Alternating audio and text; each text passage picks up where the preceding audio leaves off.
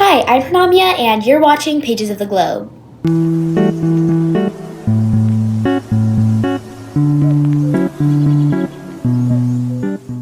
So, if you're new to my channel, I'm Pranamya, and I read short stories on this channel, and I give you an analysis about them. I tell you a little bit about the author, I tell you about the historical context of the story, and how you can apply it to the real world today.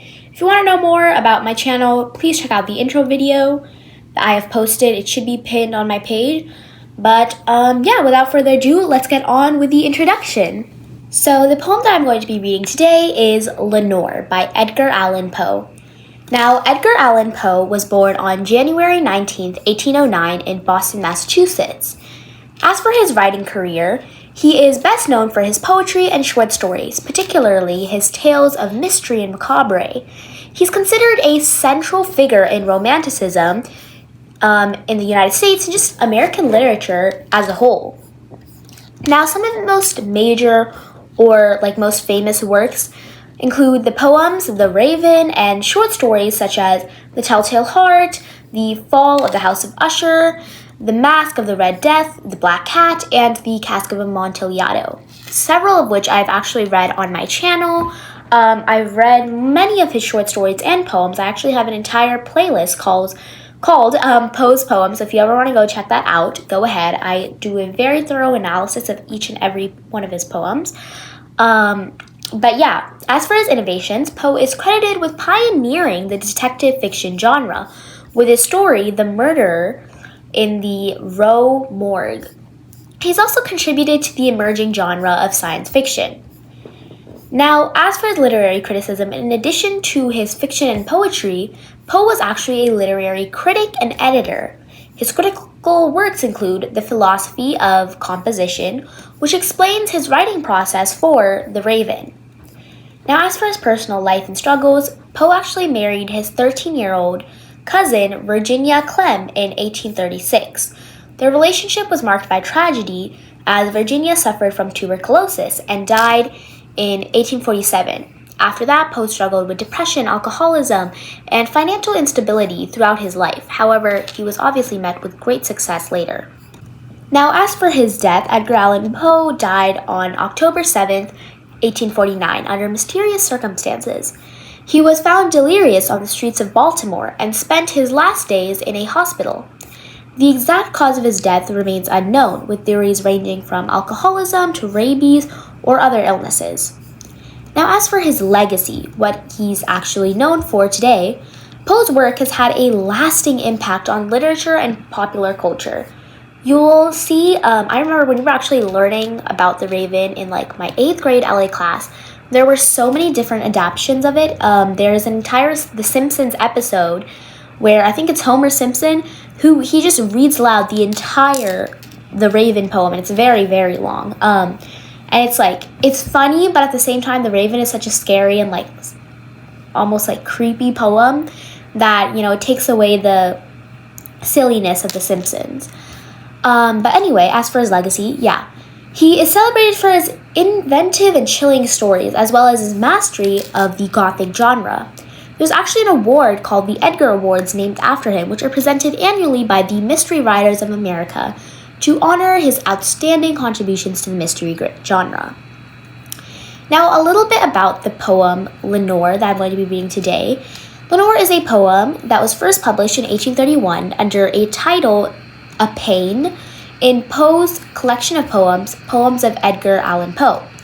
The poem was later revised and retitled to Lenore. Now, without further ado, let's get on with the story. Remember to like, share, subscribe, and comment down below which short story you would like me to read next. Lenore by Edgar Allan Poe. Ah, broken is the golden bowl, the spirit flown forever. Let the bell toll. A saintly soul floats on the Stygian river. And Guy de Vere, hast thou no fear? Weep now or nevermore. See, on yon drear and rigid bier, low lies thy love, Lenore. Come, let the burial rite be read, the funeral song be sung, an anthem for the queenliest dead that ever died so young, a dirge for her the doubly dead, in that she died so young. Wretches! Ye loved her for her wealth, and hated her for her pride. And when she fell in feeble health, ye blessed her that she died. How shall the ritual then be read? The requiem, how be sung? By you, by yours the evil eye, by yours the slanderous tongue, that did to death the innocent that died, and died so young.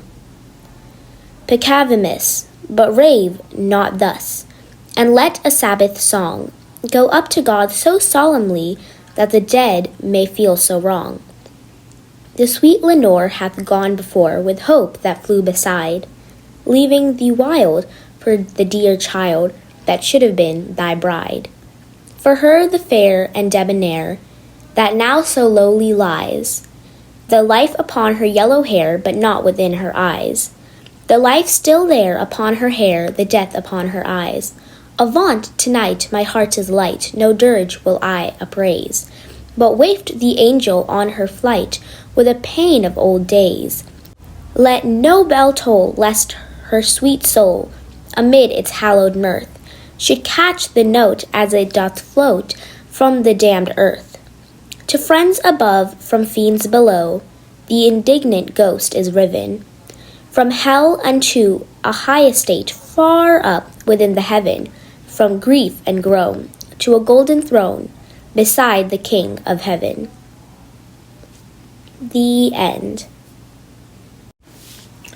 Alright, so that was Lenore, a poem by Edgar Allan Poe. Now, Lenore was published first in 1831 under the title A Pain.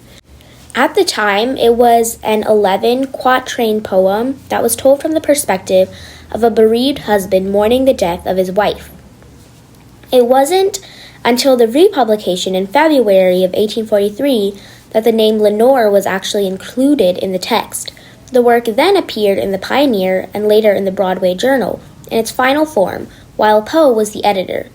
A reader familiar with Poe's work will recognize the name Lenore from probably his most famous poem, The Raven.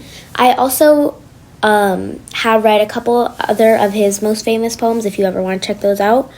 But anyway, back to Lenore. Just a quick summary.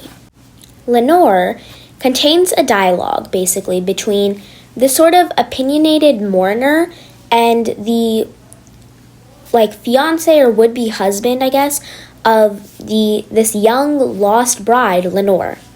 So it begins by this mourner asking Guy de Vere, the intended husband, why he isn't weeping. And this person just doesn't really understand. And he's asking if de Vere has seen Lenore's dead body and really understands that she's not coming back. Now, de Vere reacts violently to the assertion that he doesn't care. He calls the mourners wretches, who don't actually even care for Lenore. Then the mourner tries to soothe him by explaining that they all have sinned, but that doesn't mean he should get so upset. The mourner states that now it's time for the songs to be sung and for Lenore's quote-unquote dead eyes to be recognized. And the poem concludes with de Vere stating that he will not mourn for his lost bride because she has escaped from the damned earth to sit alongside God. Now, what are some themes? Unsurprisingly, one of the major themes is death. This theme presents itself through the setting and the subject matter and the words the lines, I guess. He repeats the phrase, died so young, just 3 times in only the first 2 stanzas. Beauty and love are 2 other themes that are tied into this poem, as in most Poe poems, and are important to note. Despite the fact that she's dead, she's still beautiful. She still brings up these feelings of affection in her intended. In fact, he reacts violently when his feelings are questioned. Now, what are some literary devices we see? Well, we see alliteration, imagery, especially imagery. Oh my god, imagery is one of the most important literary devices that poets make use of. It's concerned with lines that encourage readers to make use of all their senses in order to imagine the scene. For example, these 2 lines from stanza 3. Leaving thee wild for the dear child that should now be thy bride. For her, the fair and debonair that now so lowly lies. Now, we can always go into like a very deep dive of Lenore as like line by line. In this case, I'm just going to go stanza by stanza, I think, just because there's only like 4 stanzas, so that way you guys aren't here forever. But yeah, stanza 1. After reading through the first few lines, it becomes clear that the speaker is addressing Guy de Vere. It's less clear, however, who the speaker actually is. The emotion is presented in this section is kind of restrained. The speaker informs the listener that someone's spirit, presumably that of Lenore, has flown forever from the earth. Within these lines, the speaker is explaining the spiritual facts of Lenore's death. Whether is the speaker truly mourning the death of this woman or not, they do believe that they used to have a saintly soul. Poe's speaker says that Lenore is floating down the Stygian River. This is a reference to river Styx in Greek mythology, and then they prod their listener, asking if he doesn't feel the loss. He doesn't have any cheers for her. Here the speaker tells him that he must now weep or never weep again. Now, towards the end of stanza 1, we just see that the narrator is stating that Lenore is on the bier or table used to describe a corpse, and the funeral rites are about to be read. She's the queen among the dead, and she's the most saintly person to ever enter the afterlife. Then stanza 2. Now this is a quintain, meaning that it contains 5 lines. Here the speaker changes to de Vere himself. He's outraged by what he hears and fights back. He addresses the unknown mourner, and he calls him wretch.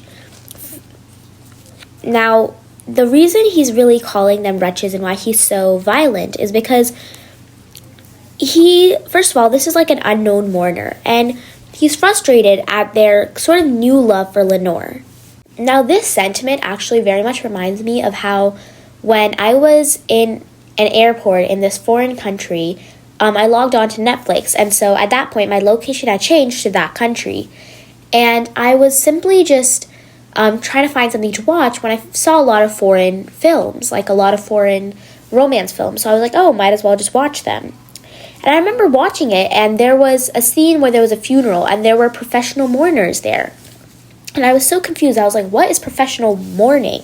So I went on this whole deep dive trying to figure out what is professional mourning. And I realized that it's basically paid mourning. It's like these people who are compensated to lament or like deliver a eulogy and help comfort and entertain the grieving family, even though they've never met them before. And I thought that it was it was just a very strange thing, like to hire someone to cry with you. But at the same time, a lot of my family thought that there was some sort of like meaning behind this sentiment. They thought it was a sentiment, and I was like, what? And so I think when Guy was basically, insulting this mourner, and he was, kind of acting very violently towards him, I sort of understood where he was coming from.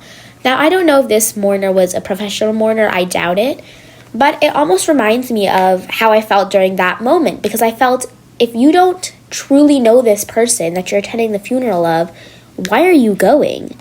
And so I feel like in this case, there may be the fact that Guy just feels that he was the only one to truly know and love Lenore, his soon-to-be wife. Now, going back to analyzing stanza 2, we see that the other speakers and listeners of this piece were happy when Lenore died. The next lines mimic the question asked of de Vere in the first stanza. Here he asks the listeners if they, who did not truly love Lenore, will compose the quote-unquote ritual to be read. Then we read stanza 3.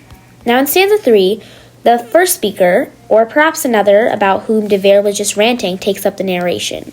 The lines begin with the word peccavimus, meaning we have been sinned, or we have sinned, in Latin. The speaker is admitting that they have done wrong. This does not mean that the person believes de Vere is right to treat them this way. The speaker asks that de Vere stop talking and allow their Sabbath song to go up to God as it should solemnly. This person fears the dead might feel wrong if this doesn't occur. The speaker continues on to tell de Vere that he is mostly angry because Lenore died before he could marry her. Lenore's youth is emphasized by the life that is still upon her yellow hair, even though she's dead. Then we read stanza 5. In the final lines, de Vere is speaking again. Here he begins with the word avant. He's trying to send the mourners away. De Vere does not want to feel depressed or heavy. He states that his heart is light, and he will not raise a dirge for Lenore. This is due to the fact that he plans to meet her again. In the next lines, he asks that no bell toll, as Lenore is moving away from the damned earth into heaven. De Vere wants to celebrate the fact that Lenore no longer has to live on the troubled earth. She is now beside the King of Heaven, where she will be safe and infinitely happier. Now, going back to what I said during my analysis of stanza 2, I feel like I could honestly very much, understand where Guy de Vere was coming from. I mean, he is Lenore's fiancé. He feels like he was the one who truly loved her the most, and he doesn't understand, especially when all these mourners start kind of coming up to him and being like, hey, why aren't you crying? And he's, in his poem, in at least my opinion, I feel like he's just trying to say, this is an awful, terrible earth. You know, there's people here that are pretending like they suddenly care about Lenore, and they never did when she was alive. And so because of that, he refuses to cry. He thinks that it's actually a good thing that she has died, because now she gets to be in heaven. And he says that he will be joining her soon, meaning he wants to commit suicide or die so that he can soon go back to joining his love. Now, that is it for today. Remember to like, share, subscribe, and comment down below which short story or poem you would like me to read next.